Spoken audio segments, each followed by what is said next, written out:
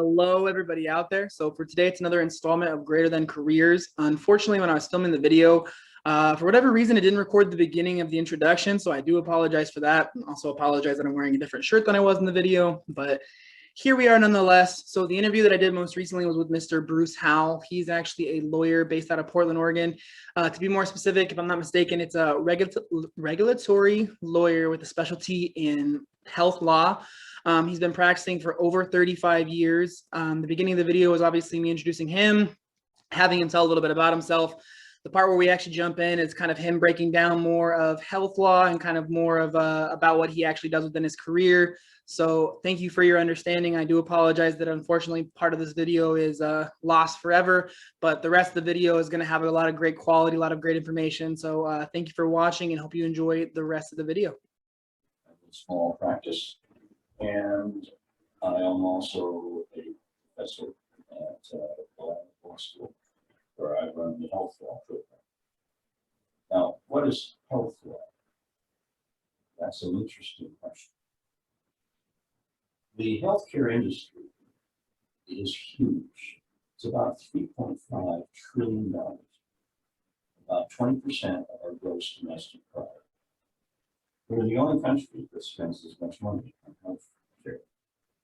And unfortunately, we are ranked 38th in the world, which is amazing. But I got into it in the early to mid 80s. And that was when health law really began to take off as a legal discipline.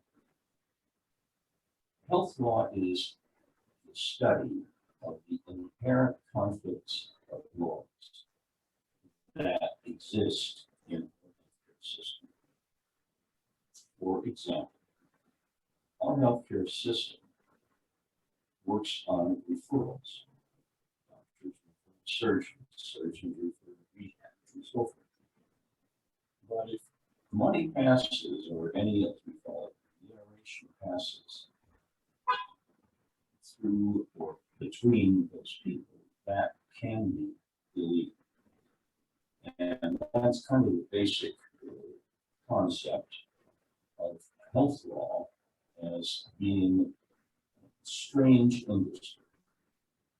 I can make you all a health lawyer in 2 seconds if you wish. If it makes sense in business, in health law, it's in other words, if I want to pay Ethan $100 for every single client he brings me, I could possibly do that. Not as a lawyer, it's probably unethical, but let's say I'm selling widgets and he brings me customers. And I pay him $100 for every customer. If I did that in healthcare, in the healthcare industry, that would be completely illegal. Both of us would be wearing orange. It is a sort of like being an Alice in Wonderland. It's very, very strange, and it's very, very small. I think out of, I don't know, we have something like 400,000 attorneys in the United States, and there are about 10,000 of us in health law. And probably only about 500 of us who have been in this long time. It's a very, very small specialty. But what I do is I do 2 things. I help to put deals together that are legal. And I also, when people get in trouble with the government, I defend them. So that's pretty much what I have done for the last 35 years. So it sounds like it's a pretty specific specialty as far as like health law goes then, yeah? Very specific, very. And we're running, as I think I mentioned, we've created a program at the law school for specialization in health law. So is there like a lack of like health, I think it's, I don't know if I'd say health lawyers, but like lawyers that practice within health, or is there not as big of a demand, or is it just not as many people are getting into it? Well, it's a huge demand. Okay. And I tell my folks, my students, that if you want full employment, you get into this field. Now, you don't have to do exactly what I do in health law. There are 20 to 25 subspecialties. And if you are any good at maybe 2 of them, or 3 maybe, then you will, but you can't be good at all of them. But let me give you an example. One of the things that we oftentimes have is when doctors get in trouble with hospitals for performing surgeries, shall we say. That's called peer review. That's a whole separate deal. And I do not do very much work at all because I don't do it all the time. My area is the transactional litigation. We call it compliance. There are rules you wouldn't even think about. I mean, if you are an intellectual lawyer, as I hope I am, it is a dream to practice in this area. Okay, got you. So what got you interested in taking up becoming a lawyer as a profession, and then what got you interested in working on the health side of things? Well, as I say, I've always wanted to be a lawyer. In fact, I'll tell you a bit of a funny story. In high school, we had a day called Careers Day. We wanted seniors. I think most high schools have that. And we had people come in from various and sundry careers, adults and so forth. And they came in, doctors and we had some lawyers, and people came in and told us what they did. And so we had to, it was a morning session, and everybody's getting out around noontime. But we had to pick 2 things. We couldn't just pick one. So I wanted to pick law. I looked around and entertainment. So the second part, I went to the entertainment presentation. Well, so we finished up and went over to my girlfriend's house at the time. And my mother was we were having lunch.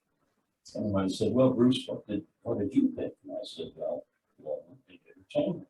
And she said, what's the difference? And I've often thought that's not really true.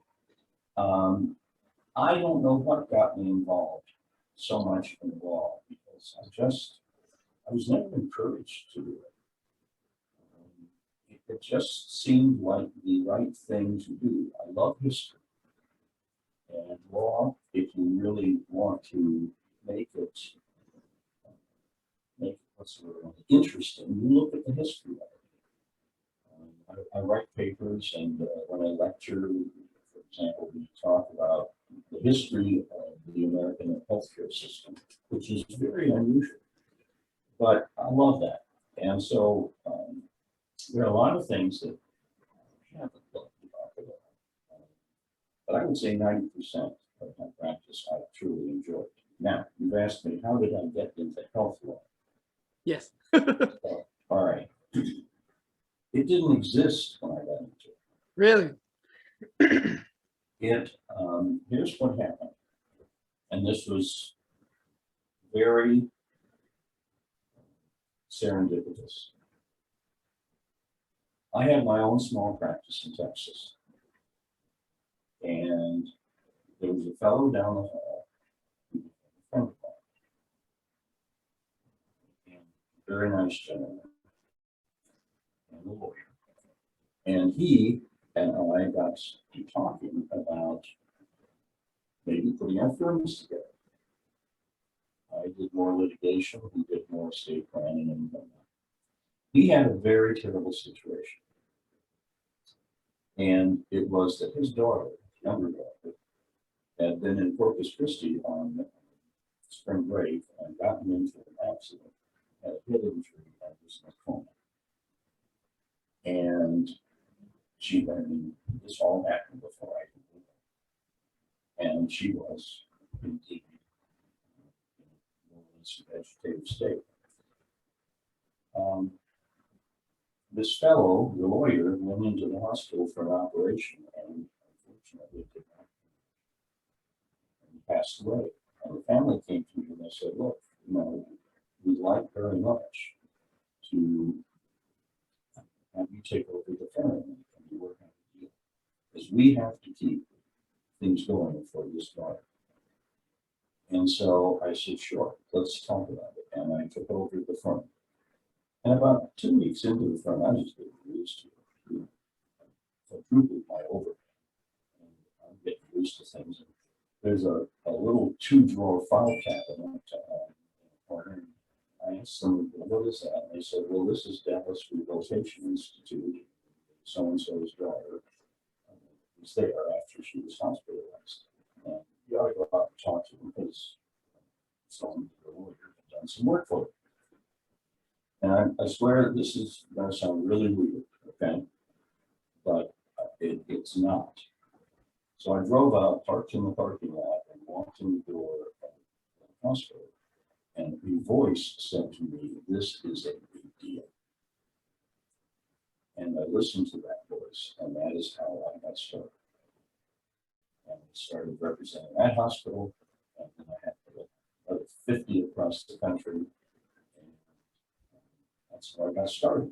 And at the same time, the 2 main statutes that I worked with were passed or amended.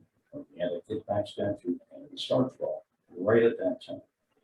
And so I got in on the ground floor. And that is my advice to anybody. If you can get in on the ground floor of something, you will do very. Sounds good. It's like a really interesting story of kind of like how you were already in law, practicing law, and then kind of just how the opportunity kind of popped up in front of you and presented itself like that. Yeah, it's you know, someone once said that success is 10% inspiration and 90% perspiration.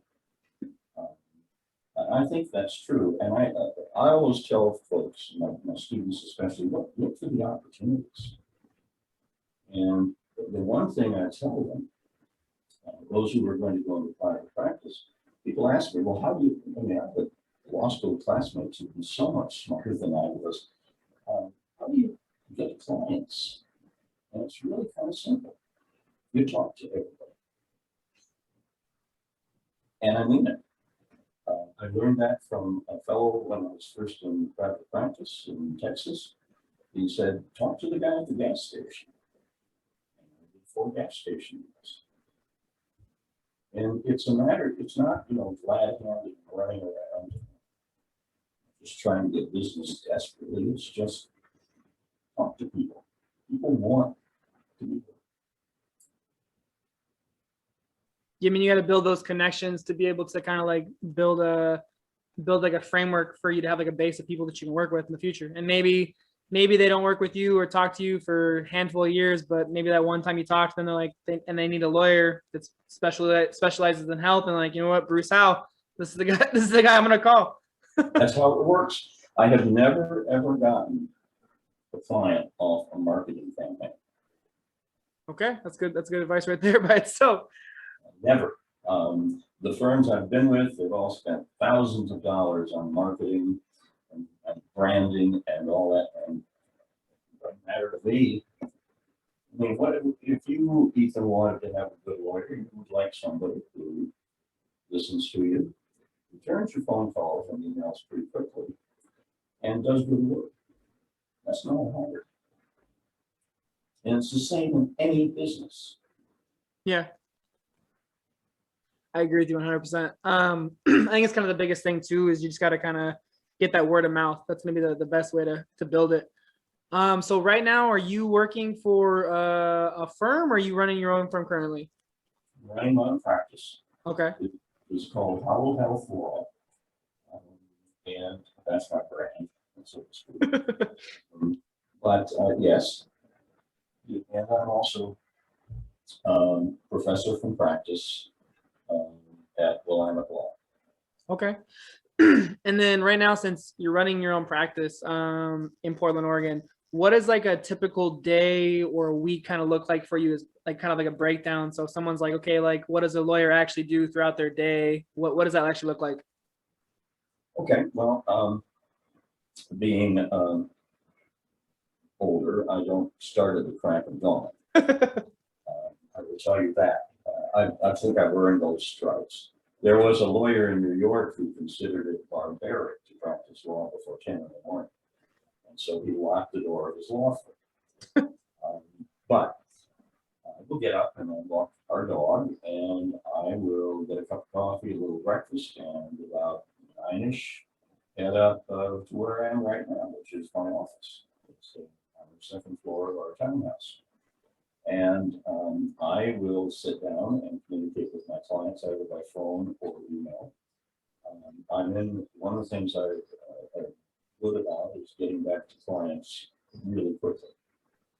And so right now, just to give an idea of what I've got going, I'm supposed to close a deal and purchase of a company on Friday. It's getting there yet. Then I have a client who is looking to create an ambulatory surgery center, and we have to deal with that. I have another client who I just, in fact, is sitting here to my left-hand side, wanted me to do an employment agreement. It's a doctor. His practice is going to hire what's called a nurse practitioner. So then I've got several clients who have had some problems with license renewals and state licensing, and both here and in Washington. And it's a big deal because there is potential they could have some serious trouble waiting on licensing folks. I've been defending that for 2 years.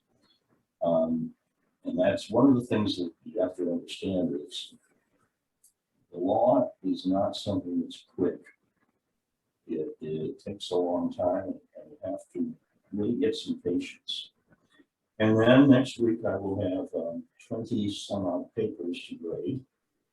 That's fine with me. I learned so much from these young people. It's wonderful.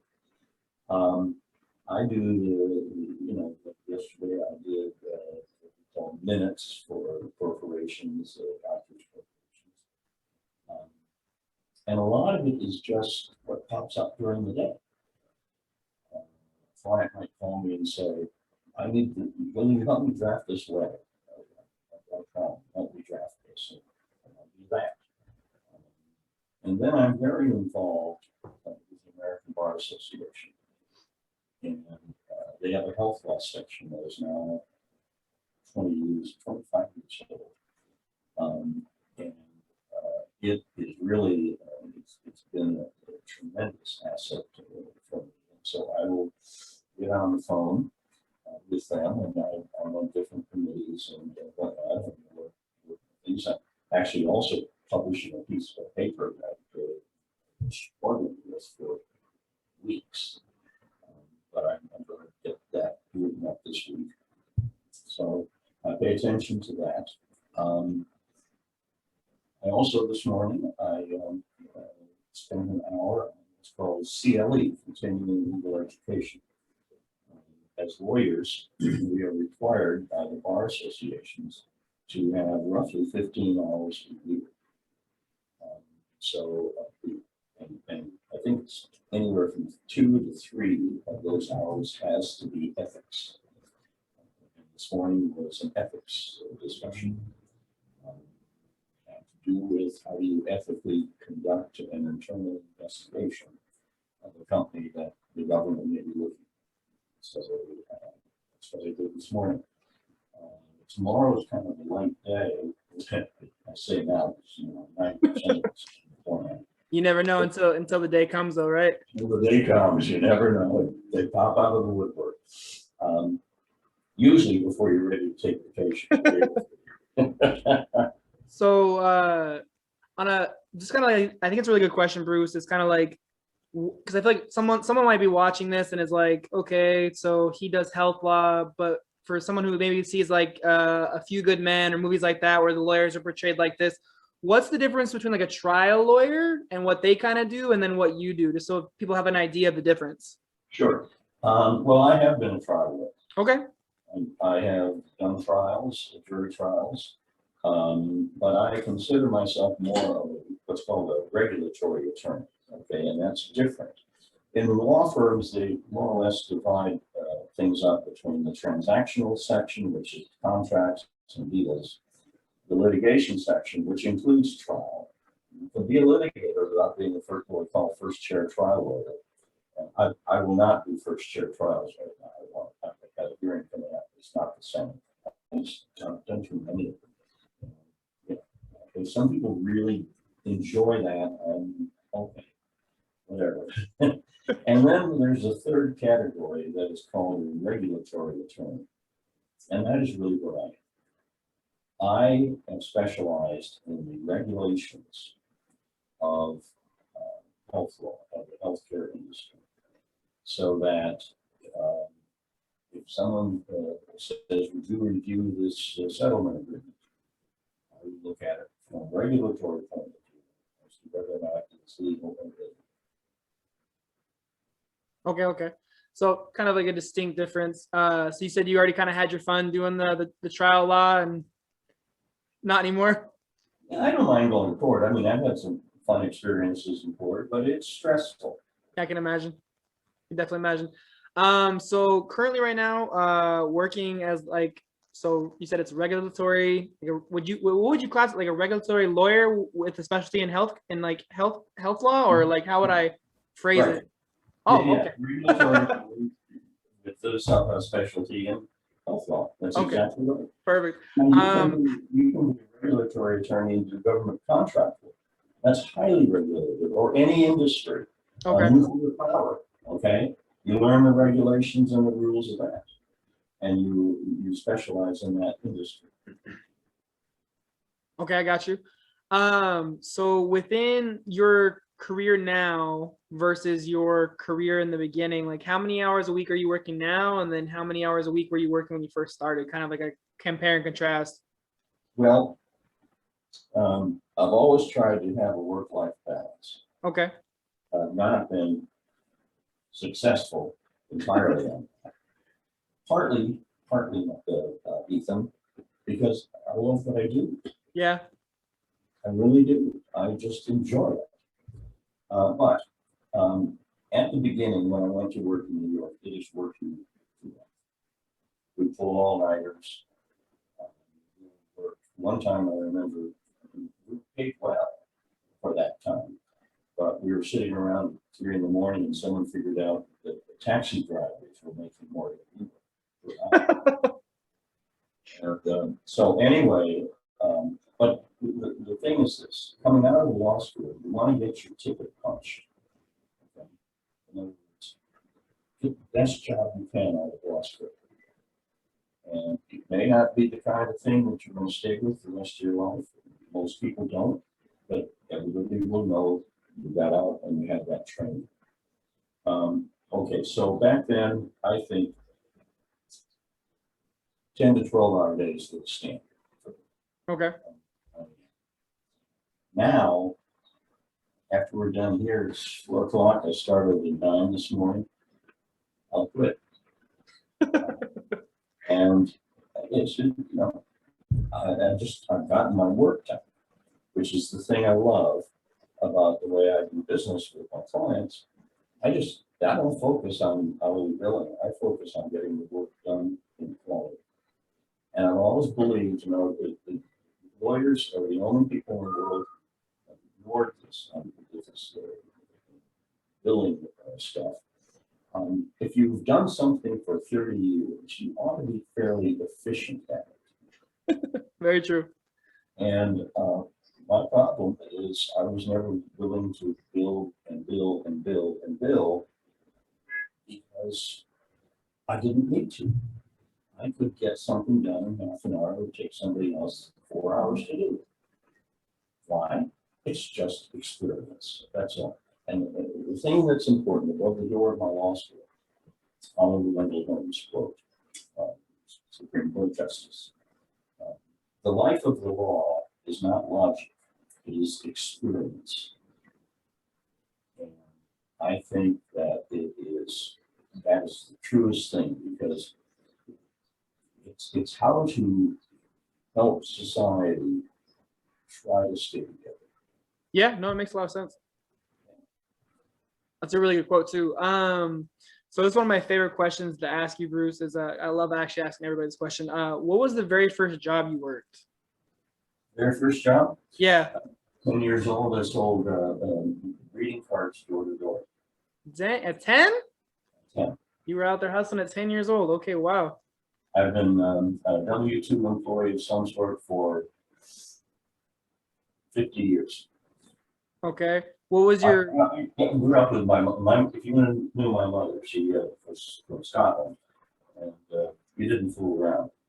Okay, okay. So you kind of always just had that working your butt off mentality then. Oh yeah, but you know, if I were sitting here miserable, I wouldn't be doing it. True, very true. You kind of tell I'm having fun. Yeah, exactly. Yeah, that was my first job, but the second job is a friend of mine who I just talked to yesterday from Howell, Michigan. He and I grew up together, went to college together, and he and I created a lawn service. And every summer, the two of us, we would have mowers, we'd go cut like 6 or 7 lawns. I think once a week or once every 2 weeks. And we got $2 for the lawns. And one of our customers she owned a bowling shop. And so she made us bowling shirts with our names on it and lawn service here. And my friend still has this. Got the official tee and everything. You better believe it. So going kind of from like your first job and then going into high school, obviously coming out of high school, you knew that you had to get a college education to be a lawyer.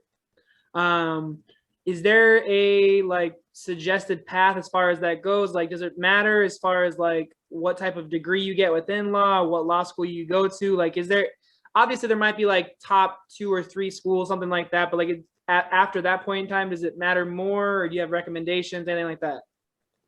Good question. That's a very good question. Okay, so what happens is you do need to have a 4-year undergraduate degree to apply to law school. Now, when I was going and applying and studying, you either got it in history or political science. Those were sort of the 2 paths. And there's something called 3 law. We don't have that anymore. Those are the paths. So I had a degree in history with sort of an informal minor in French. Nowadays, you can have psychology, language, you can have anything. What you do have to do is have a good grade point. Because there's a certain level of students that colleges or law schools will let in. Some of the big schools, like say the top 25, they have probably 10 times more applicants than they ever will. But there's also something called the LSAT, Law School Law Standard Aptitude Test. And it is a big deal. And you've got to, it's like an SAT act. And you've got to score well on that. If you score well and have good grades, you will get into a good law school. Now, there are different kinds of law schools. The first law school is the Harvards and Yales and Chicago's and the top 25. And they teach national law. Right? You come out of Yale and you probably wouldn't know how to fill out a law license application. It's so theoretical. And I'm not criticizing them. There's some brilliant people who do come out of it. But it's also a connection to government. It's East Coast and so forth. Same with Harvard, same with Virginia. Okay, that's one kind of law school. And I would say there are probably 50 of those in our country. Then you come to another kind of law school, which would include the law school that I teach, which we call a regional law school. In other words, we place our students mostly on the West Coast, California, Washington, or Idaho, Montana, although I do have one young man in Florida, but primarily a regional school, and that would be, well, let me give you an example. Out here we have Stanford Law. Okay? Out of Stanford Law, you can go just about anywhere. If you want to go to New York City, it's not hard to do. Out of Willamette Law, it's a little tougher because the geographic connection is not there. Then there's a final kind of law school that is a very practical law school, and it is oftentimes a night law school, and those are local schools in cities that are good schools and they have good professors, but they cater to a really different clientele. They cater to someone who wants to go part-time at night and over 4 or 5 years get his or her life. Those are the three basic kinds of law schools. Okay. So after you get through college and you've gotten your degree, you're gonna be it's certified by the bar. That's the correct terminology, right? Or you pass the bar? You got to take the bar. Take the bar, you pass the bar. So after that's all done, how competitive is it to getting into a firm within wherever you're living, I guess, or what you can kind of shed light on? Very. Okay. It is a very competitive industry. Now you get into like the firm I was with, or some of the bigger firms here, you've really got to be top of the class. And that changes. I'll tell you why it changes. But when you're going to a law firm, you really don't, in your first year out, even though you might have had a clerkship during the summer and one of your summers, you really don't know how to be a lawyer, and you're going to get trained in the practical side of being a lawyer. And so that is what you take from that law firm. And a lot of people go in, work for a firm 2, 3, 4, 5 years and leave because they like what they see, or they just want to slow down a bit. Or they go, as we call it, in-house. They go find a corporation that needs a lawyer, and you go in as a W-2 employee, as a counsel, and represent the corporation. Very few people do that right out of law school. And of course here at Willamette, since we're in Salem, and there's the capital is down there, Oregon, there's a ton of government work. And you can go in. I've got several students who have gone in and worked for the government for a time. I had one student who passed the bar, and he'd gotten a job in a small county as an assistant attorney general, assistant district attorney, which is, criminal. And he shows up the first day, and the district attorney quit. So he was in charge. He's right out of law school. He's in charge of the district attorney's office. He's got to go try criminal cases. Well, that's a little terrifying. I'm not gonna lie, especially for you right out of school. I guess you get a trial by fire. No pun intended. Yeah, exactly. It's the thing about a law degree helps you to think. It helps you to analyze. And there are. It's very important that even if you go to a school that's so theoretical, or you go to a school that's not, that's really practical, you got to learn how to think and analyze. So that's pretty much the career path. So, okay, so we have kind of the idea of how competitive it is after you get out of school trying to get into a firm. is there any things that may like accomplishments or previous experience that might set you apart from someone else who also graduated towards the top of their class, or maybe more like towards the middle of their class, that might help you kind of have like a little bit of a foot up on somebody? Yep. And I think that the best thing that people can do is not go to law school right out of undergrad. Okay. Unless you're going to go into one of the big schools like Chicago, Virginia, University of Texas, which is very sort of, one of the big schools, and go for a professorship. And even then, you're going to look for a law firm for a couple of years. But I've found the best students I know have not gone directly out of undergrad. They've gotten a job, gotten out in the real world, and they have more experience. My break was in the Navy for 4 years. That was a, I would say, somewhat maturing experience. But it also gave me a one-up on languages and so forth, because I was able to use them. Okay, so it makes sense. So kind of having a little bit of that life experience and getting to see the world a little bit, and kind of maybe just coming with like a fresher perspective of how things actually work in the real world. Yep. Okay, that's good advice. So this is one of my favorite questions to ask is within like law in general, or specifically within health law, whichever one strikes your fancy, what's your favorite thing about working in this career field? The intellectual stimulation. Okay. And it's not that, I mean, my clients are great people. I really like them. But I really do like the intellectual stimulation. I will, that's why I write and write speeches and whatnot. It just makes my head hurt, but I love it. So it kind of like makes you think, challenges you a little bit, keeps you just like interested in what you're doing. Right. Right. And it's neat to feel comfortable doing what you're doing.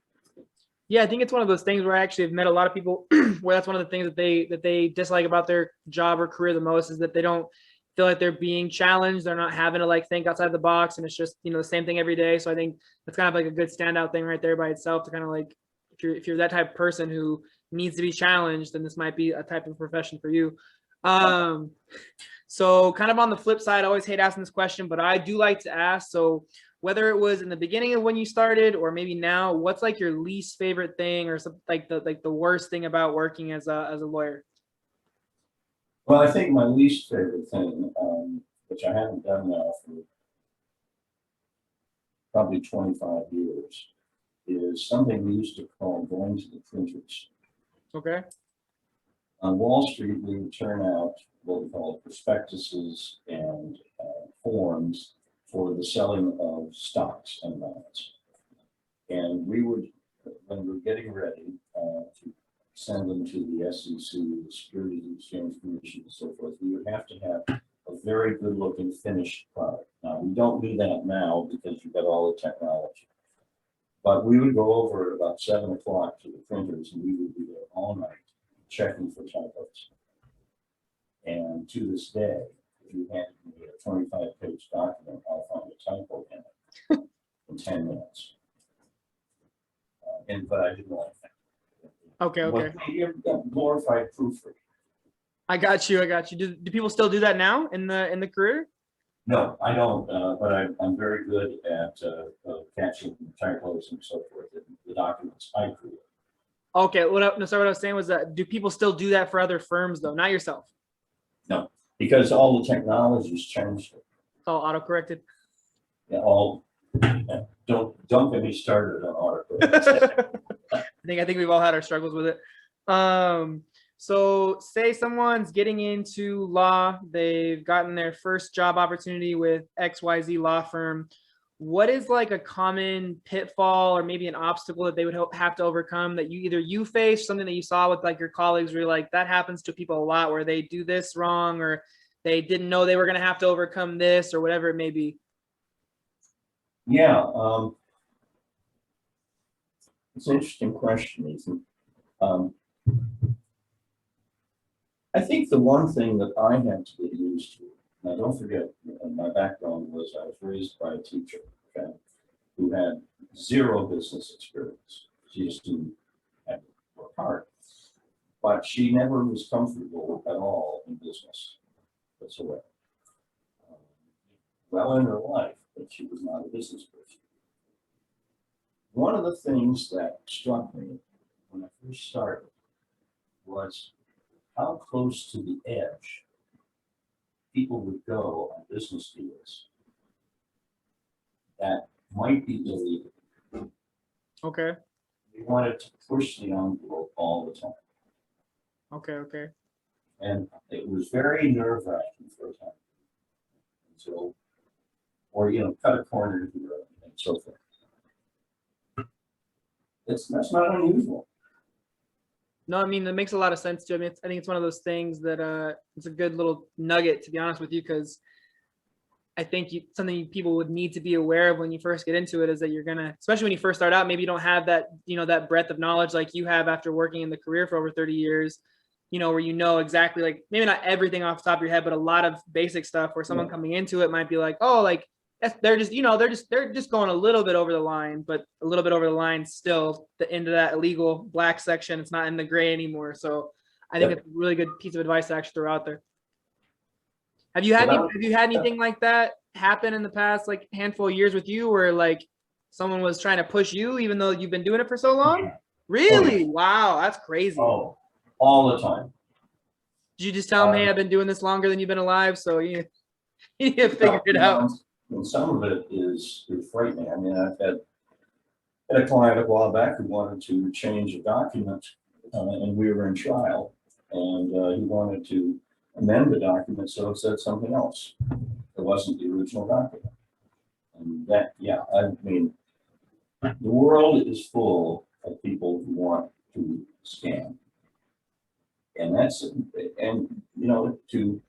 to understand that and still maintain not a faith in humanity, but just maintain a good, cautious way of looking at things.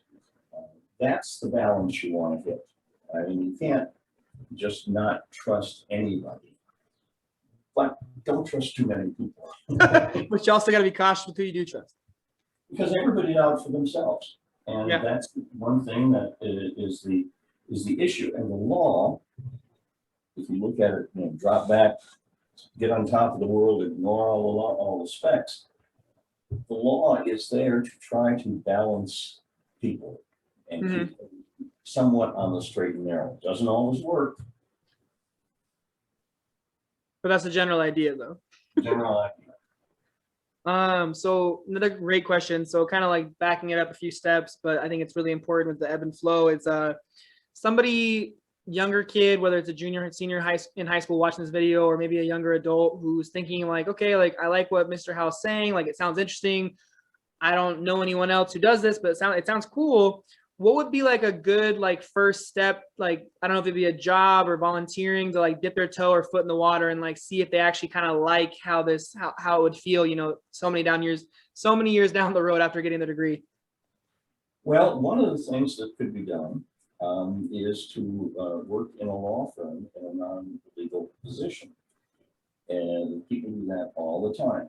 I mean, there are stories about people who start in the mailroom and they work their way up, maybe, in fact, I can tell you, one fellow I have tremendous respect for, out in West Texas, he, and I represented this company, I was outside counsel, but he was acting as a non-lawyer inside the company, and he was going to law school at a good school. And so, there are so many things that can be done. And, the people I associate with in the law school, this is not a law school where you have people with tons of needs, okay? They come in and they're oftentimes working 2 jobs to get through law school. Wow. And law school is not easy to work. It's hard and it's competitive. But if you're coming up, let's say you're going to go to junior college find a job, maybe even a summer job. To the law firms need filing, they need all sorts of stuff, and it's your toe in the water. That's good. That's good advice. Kind of like seeing if you like it before, try it before you buy it, that kind of thing. Kind of see what it's actually about. See if you like the vibe when you're in the office. It's a good idea. So within your career, Bruce, do you feel like there's anything that you would have done different, or maybe would have changed to get you to where you are now, like as successful as you are now, like faster or anything like that? No. So I kind of believe, I've learned this, my wife is great about this. Things unfold as they should, and when you see the right thing to do,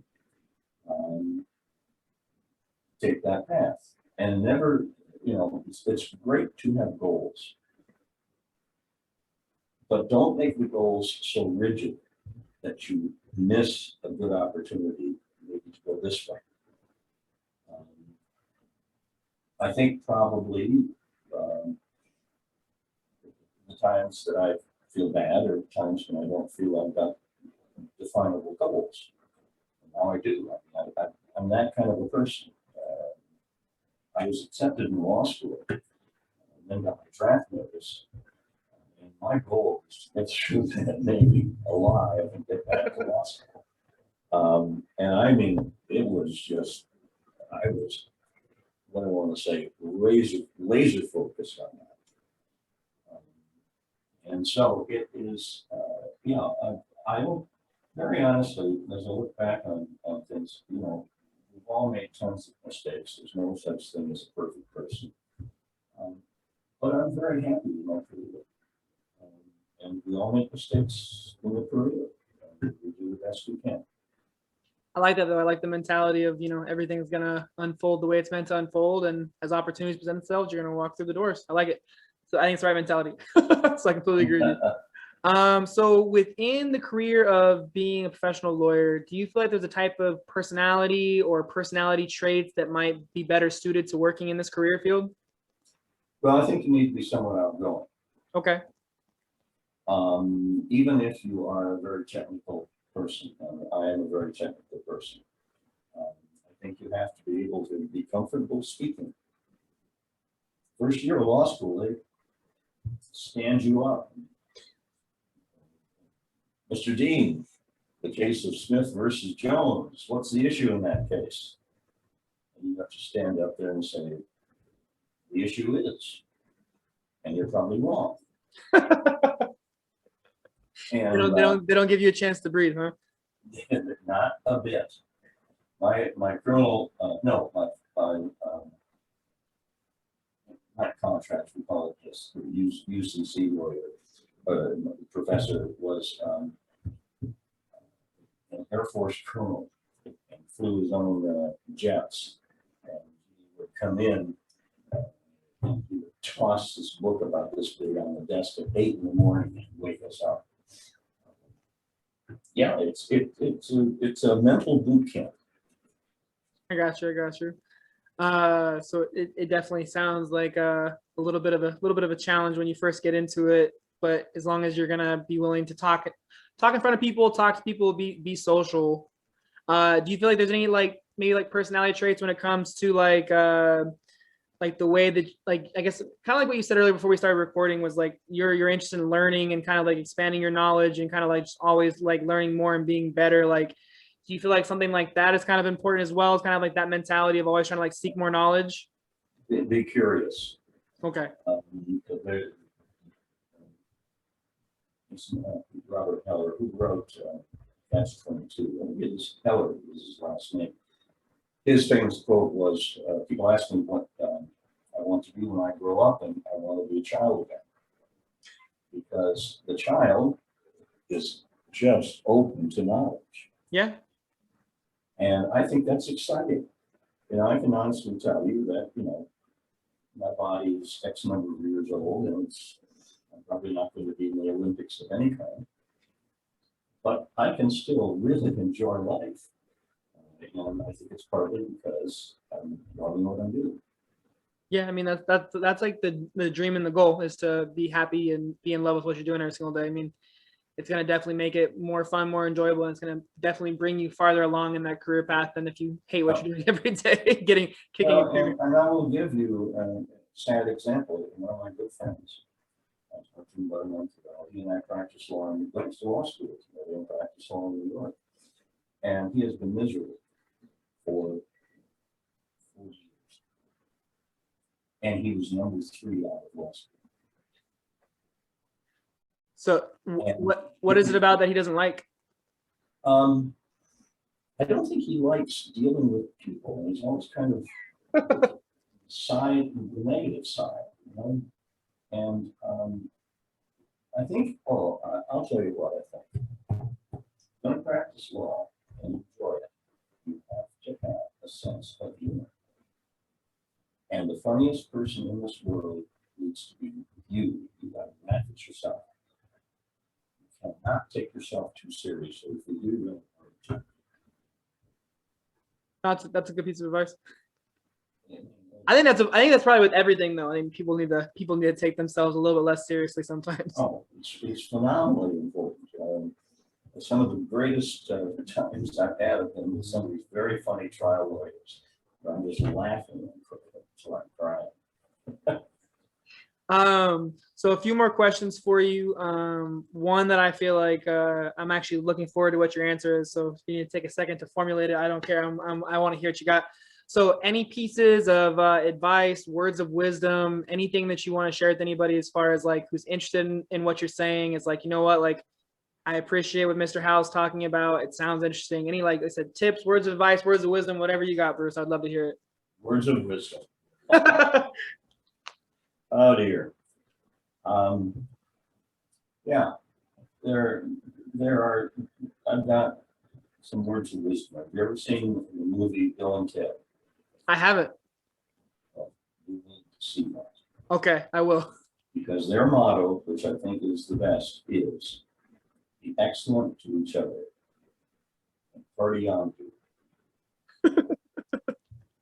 And I think if you kind of think about that, it doesn't mean abandoning what you're doing or abandoning a career. It just gives you a little lighter way of looking at things. Because what I'm saying is, when you finally figure out nothing makes sense, it all makes sense. I got you. And we're all going to end up the same place. Okay? Yeah. And I've thought about that, for a long, long time. And I'm just going to do the best I can around here. I completely agree with you. I kind of like the whole treat each other great. I think that's something that's really important. I think that if everybody had that same mentality and spread a little bit more light, it would be a very different world. Yep. Oh man, I'll tell you, we could, yeah. But you got to have a form of sense of humor. That doesn't mean telling jokes or anything. I'm having 1,000 of those. But it also just means being able to laugh at yourself. Yeah. Don't take yourself seriously. There's always going to be a better lawyer. There's always going to be somebody who's smarter than you. Don't compare yourself to that. Just do what you can. Put one foot in front of the other and do the best you can. I like it. I like it a lot. So a couple more questions for you. Just one, I like to ask just a little bit of random stuff. What do you do in your free time? Like any other hobbies? I know that you obviously work as a professor at the Willamette University, but aside from work and that kind of stuff, what do you like to do in your free time?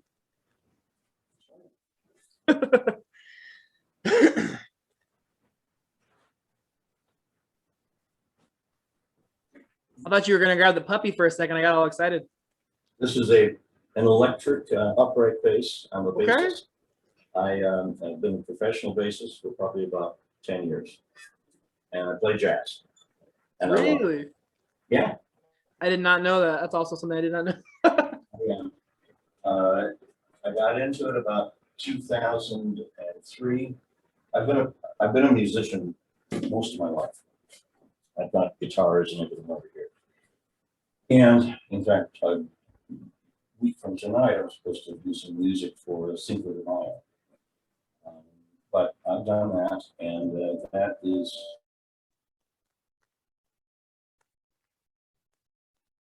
I've studied serious music. I've gone to workshops. Yeah, it gets me when I'm on that. It absolutely takes my mind off everything. That's super positive. I like that. Like I said, I didn't know that. And then one of my other favorite ones, and maybe it's the same thing because I didn't know that. So this might be the same answer because I didn't know that you played the bass at all, or an instrument for that matter.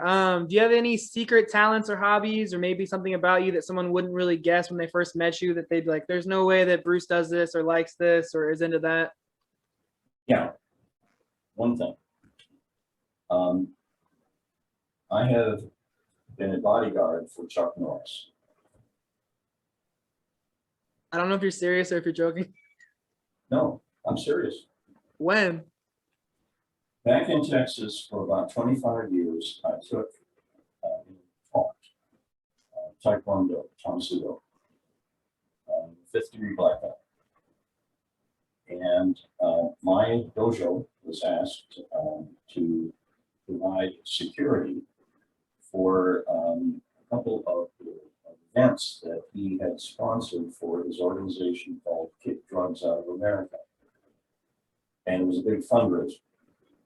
And so I and probably about 7 or 8 of us from the dojo, including our master, we went and provided security for him and for people who would run his television show and the like.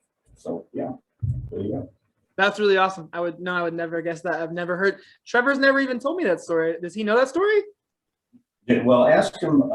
He'll tell you the story of how he broke my nose right after I got my first black belt. Okay, I'll have to ask him about that as well. So one last question for you that I like to ask, just kind of like a general idea. So someone, because I know that whenever people watch these videos, they're going to want to kind of like know, because Google's going to tell you one thing and then you're going to have the firsthand experience, obviously. When you first get into law with a law firm, I know that it might depend on the size of the firm, but like what's a general like hourly pay range or salary pay range, or how does that kind of break down when you first get into it? Well, it depends where you're going, first of all. Okay. I can tell you right now in New York City, coming out of the first class law firm and going into one of the big old firms, it's probably about $200,000. Okay. Now, that means you're going to keep about 100 of it after taxes. And you're going to spend probably another 80 on where you live. So you're not living high. Out here, I think the last figure I saw for the big firms was maybe about 120, 125. Now, the sad part is law schools become so expensive. Students at Willamette come out with $150,000 debt. And that is a real problem. So smaller firms, maybe 100, but it just varies everywhere. I got you. And billing rates, will be like, for example, if I were in New York City, my billing rate, if I were doing hourly work, would probably be $1,200–1,300. And junior associates would start out at billing out at $300 an hour, $400 an hour. The law has become a lot more businesslike in the years I practiced. When I first went to work, nobody ever talked to me about the number of hours I billed. It was like work. No one ever told me what my billing rate was.